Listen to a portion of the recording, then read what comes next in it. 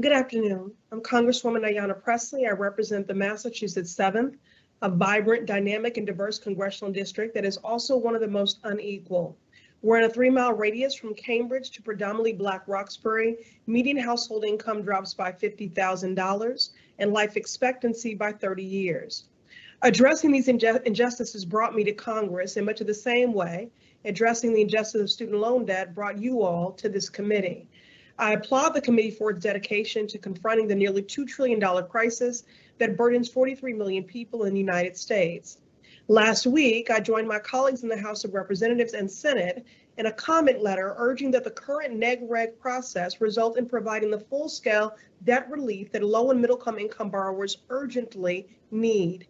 We detail concrete ways to draft a final rule that delivers for the American people, and I hope the committee gives our recommendations the close consideration they deserve.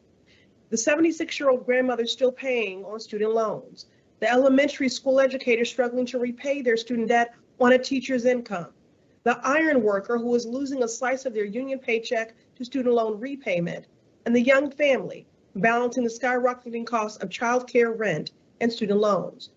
The people in my district and millions of others have their eyes on this committee, and it is essential that they benefit from student loan debt relief.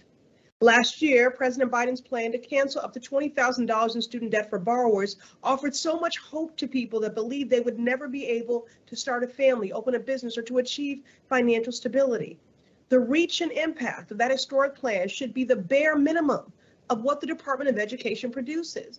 Despite the Supreme Court's cruel and callous obstruction, statutory authority of the Higher Education Act should embolden this committee to do all that it can to ensure everyone experiencing financial hardship receives relief. And we must recognize the very need to take out student debt in order to attain a degree is in and of itself a financial hardship. In the United States, we refer to education as the great equalizer, but we place barriers in the ways of families accessing education.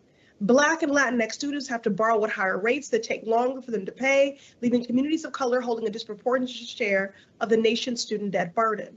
Students with an unexpected family contribution of $0 Representative, 30 seconds remain. Should not be punished for doing the very thing our society encourages them to do and pursue higher education.